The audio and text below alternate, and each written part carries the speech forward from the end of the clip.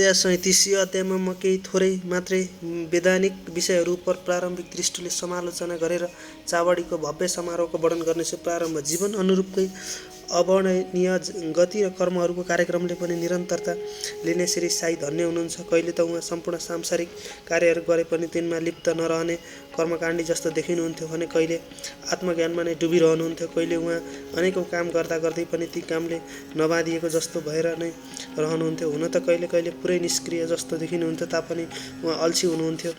प्रशान्त महासागर जस्तै सदैव जागरुक भएर पनि उहाँ गम्भीर, प्रशान्त र स्थिर देखिनुहुन्थ्यो। उहाँको प्रकृतिको वर्णन त आफ्नो सामर्थ्यभन्दा परको कुरा छ। उहाँ बाल ब्रह्मचारी हुनुहुन्थ्यो भन्ने कुरा सबैलाई थाहै छ। उहाँ सदैव पुरुषहरूलाई दाजुभाइ र स्त्री जातिलाई आमा या दिदी भनी जस्तै बहिनी जस्तै सम्झिनुहुन्थ्यो। उहाँको सङ्गतबाट मलाई जुन अनुपम ज्ञानको प्राप्ति भएको छ त्यसको विसम्मति मरणकालसम्म हुन नजाओस्, यही श्री चरणमा मेरो विनम्र प्रार्थना छ। म समस्त प्राणीमा ईश्वरको नै दर्शन गरौँ र नाम स्मरणको रसको अनुभव गर्दै म उहाँको मोहनाश गर्ने चरणको एकतत्व रूपले सेवा गर्दै रहौँ, यही मेरो आकाङ्क्षा छ। हेमाड पन्तले आफ्नो दृष्टिकोणद्वारा आवश्यकता अनुसार वृत्तान्तको विवरण दिएर चावडीको समारोहको वर्णन तल लेखिए बमोजिम गरेका छन्। चावडीको समारोह।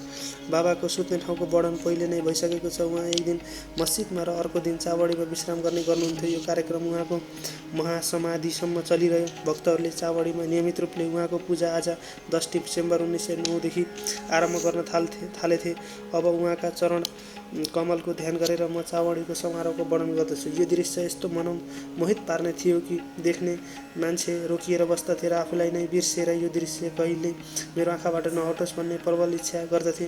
चावडीमा विश्राम गर्ने उहाँको नियमित रात आउन साथ त्यो रातमा भक्तहरूको ठुलो भिड मस्जिदको सभा मण्डपमा जम्मा भएर घण्टौँसम्म भजन गर्ने गर्दथे। त्यो मण्डपको एकातिर राम्रोसँग सजाइएको रथ राखिएको हुन्थ्यो र अर्कोतिर तुलसीको बगैँचा नै थियो। सारा रसिक मानिसहरूको सभा मण्डपमा ताल, चितलिस, करताल, मरदङ्ग, खञ्जरी र ढोल आदि नाना प्रकारका बाजा लिएर भजन गर्न आरम्भ गर्दथे। यी सबै भजनमा आनन्द लिने भक्तहरूलाई चुम्बक झैँ खिच्ने त श्री साईबाबा नै हुनुहुन्थ्यो। मस्जिदको आँगनमा हेर्नुहोस् त भक्तगण ठुलो उमङ्गका साथ नाना प्रकारका मण्डल कार्य सम्पन्न गर्न संलग्न थिए। कोही तोरण बाँधेर बत्ती बालिरहेका थिए भने कोही पालङ्की र रथलाई सिँगारेर निशान आदि हातमा लिइरहेका थिए। कहीँ श्री साईबाबाको जय जयकारले आकाशमण्डल गुन्जिरहेको थियो। धेरै बत्तीहरूको प्रकाशबाट जगमगाइरहेको मस्जिद मानौ आज मडल दायिनी दीपावली स्वयं सिरडीमा आएर विराजित हुन गएकी जस्तो लाग्थ्यो। मस्जिदको बाहिर नजर लगाउँदा ढोकामा श्री साईबाबाको पूरा रूपले राम्रोसँग सजाइएको घोडा श्यामसुन्दर खडा थियो। श्री साईबाबा आफ्नो गद्दीमा शान्त मुद्रामा विराजमान भइरहनु भएको अवस्थामा भक्तमण्डलीसहित तात्या पाटिलले आएर उहाँलाई तयार हुने सूचना दिँदै उठ्नलाई सहायता गरे। बाबा सधैँको झैँ नै आफ्नो उही कफनी पहिरेर बङ्गलमा छडी दबाएर चिलिम र तमाखु साथैमा लिई कानमा एउटा कपडा हालेर हिँड्न तयार हुनुभयो। अनि तात्या पाटिलले उहाँको शिरमा एउटा सुनौला जरीको दोस्ला राखिदिए। त्यसपछि स्वयं बाबाले धुनीलाई बलेकै रूपमा राख्नको लागि त्यसमा केही दाउरा हाली धुनीको नजिकको बत्तीलाई बायाँ हातले निभाएर चावडीतिर प्रस्थान गर्नुभयो। अब नाना प्रकारका बाजा बज्न आरम्भ भयो र तिनबाट थरीथरीका स्वर निक्लन लागे। अगाडि रङ्गी बिरङ्गी आतसबाजी हुन लाग्यो र नर नारी थरीको बाजा बजाएर उहाँको कीर्तिको भजन गाउँदै अघि बढ्न लागे। कोही आनन्द विभोर भएर नाच्न लागे भने कोही अनेक प्रकारका ध्वजा र निशान लिएर हिँड्न लागे। बाबाले मस्जिदको सिँढीमा आफ्नो पाउ राख्न साथ भालदारले जोडदार स्वरमा उहाँको प्रस्थानको सूचना दियो। दुवैतिर नै मानिसहरू चमर लिएर खडा भएर उहाँलाई पङ्खा हुम्कन लागे। अनि पछि टाढासम्म बिछाइएको कपडा माथिबाट समारोह अगाडि बढ्न लाग्यो। तात्या पाटिलले उहाँको बायाँ तथा म्यालसापतिले उहाँको दायाँ हात समातेर अनि त्यस्तै बापु साहेब जोगले उहाँको पछि छाता लिएर हिँड्न थाले। यिनीहरूको अघि पुरा सुसज्जित घोडा श्याम सुन्दर हिँडिरहेथ्यो र उसको पछाडि भजन मण्डली तथा भक्तहरूको समूह बाजाहरूको ध्वनिसँगै आकाशलाई नै गुन्जयमान हुने गरी हरि तथा साईमानको ध्वनि उच्चारण गर्दै हिँडिरहेका थिए। अब समारोह चावडीको कुनामा पुग्यो र सारा मानिसको समूह अत्यन्त आनन्दित तथा प्रसन्न देखिन थाल्यो। जब बाबा कुनामा पुगेर चावडीको अगाडि खडा हुनुभयो, त्यस बखत उहाँको मुखमण्डलको स्वर्गीय कान्ति बडो अनौठो जस्तो हुन लाग्यो। मानव अरुणोदयको समयमा बाल सूर्य क्षितिजमा उताइरहेका हुन् कि भन्ने जस्तो लाग्यो। उत्तरतर्फ मुख फर्काएर उहाँ कोही कसैको आगमनको प्रतिज्ञा गरिरहेको जस्तो देखिने मुद्रामा खडा हुनुभयो। बाजा पहिले झैँ नै बजिरहे र उहाँले थोरै बेरसम्म आफ्नो दाहिने हात माथि तल गरी उठाइरहनुभयो। बाजा बजाउनेहरूले बडो जोरसँग बाजा बजाउन लागे अनि यसै समयमा काका साहेब दीक्षित अबिर र फूल चाँदीको थालीमा लिएर अगाडि आएर बाबा माथि फल र अबिरको वर्षा गर्न लागे। बाबाको मुखमण्डलमा रातो कन्ती जगमगाउन लाग्यो। सबैजना तृप्त हृदय भई त्यो रस माधुर्यको स्वाद लिन लागे। यो मनमोहित पार्ने दृश्य र मौकाको वर्णन शब्दहरूमा गर्न कलमले सक्दैन। भावविभोर भएर भक्त महाल सापती त मधुर नृत्य गर्न लागे।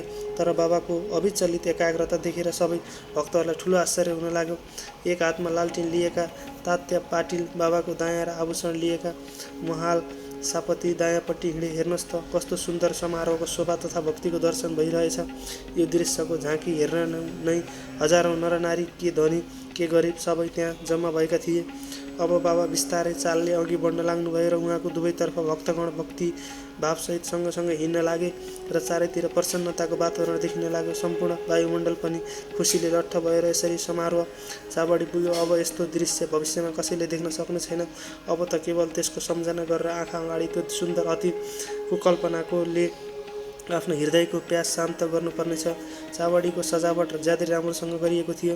ज्यादै असल सेतो चतुवा ऐनाहरू र थरीथरीका ग्यास बत्ती जोडिएका थिए। चावडी पुगेपछि तात्या पाटिल अगाडि बढेर आसन्न छियाएर तकियाको आफ्नो अडेस लगाएर उनले बाबालाई बसाए अनि उहाँलाई एउटा असल अगररखा पहिराएर भक्तहरूले नाना प्रकारले उहाँको पूजा गरे। उहाँलाई सुनको मुकुट लगाइयो र त्यस्तै फूल र जवा हिरातका माला उहाँका गालामा पहिरिए अनि त्यस्तै निधारमा कस्तुरीको वैष्णवी तिलक तथा बीचमा बिन्दी लगाएर धेरै बेरसम्म उहाँलाई आँखा नचिम्लिएर नै हेरिरहे। उहाँको शिरको कपडा बल्दिदियो र त्यसलाई माथि नै उठाएर राखियो, किनभने कोही कसैलाई फेकी पो दिनुहुन्छ कि भनी सबैजना संशकित थिए।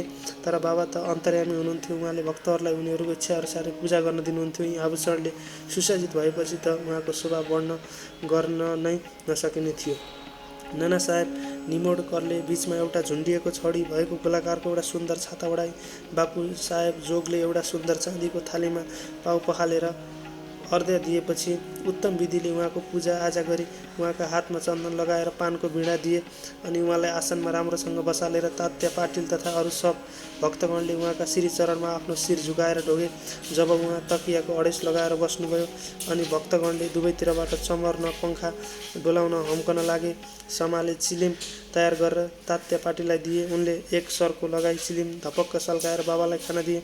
उहाँले तमाखु खाएपछि फेरि त्यो चिलिम भक्त महाल सापतीलाई र त्यसपछि अरू सबै भक्तहरूलाई दियो। धन्य हो त्यो निर्जीव चिलिम, कत्रो ठुलो तप हो जसले कुमालेद्वारा पहिलो चक्रमा घुमाइने, घाममा सुकाइने र त्यसपछि आगोमा पोल्ने आदि जस्तै अनेकौँ संस्कार पायो। सुकाइने र त्यसपछि आगोमा पोल्ने आदि जस्तो अनेकौँ संस्कार पायो अनि उसलाई बाबाको कर स्पर्श र चुम्बनको सौभाग्य पनि प्राप्त भयो।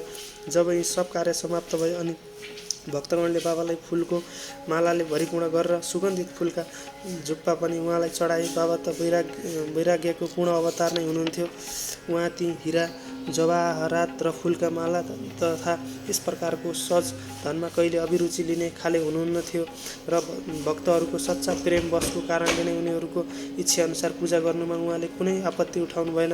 अन्त्यमा माङ्गलिक स्वरमा बाजा बज्न लागे र बापु साहेब जोगले बाबाले विधिपूर्वक आरती गरे। आरती समाप्त भएपछि भक्तहरूले बाबालाई ढोगे र उहाँको आज्ञा लिएर सबै एक एक गरी आफ्ना घर फर्कन लागे। अनि तात्या पाटिलले उहाँलाई तमाखु खुवाएर गुला बजल अत्तर इत्यादि लगाए। फेरि बिदा हुने समयमा एउटा गुलाबको फूल चढाए अनि बाबाले प्रेमपूर्वक भन्न लाग्नुभयो, तात्या मेरो हेरविचार राम्ररी गरे, तिमीलाई घर जानुस् जानुस् भने जाऊ, तर रातमा कहिलेकाहीँ आएर मलाई पनि हेर्नु। अनि स्वीकारात्मक उत्तर दिएर तात्या पाटिल चावडीबाट आफ्नै घरतर्फ हिँडे। त्यसरी बाबाले धेरै धेरै तन्ना सियाएर स्वयं आफ्ना बिछ्यौना लगाई विश्राम गर्नुभयो। अब हामी पनि विश्राम गरौँ। साथै यो अध्याय समाप्त गर्न लागेकोमा म पाठकहरूसँग प्रार्थना गर्दछु कि हरेक दिन सुत्नुभन्दा अगाडि श्री साई बाबा र चावडी समारोहको ध्यान अवश्य गर्ने गर्नुहोस्।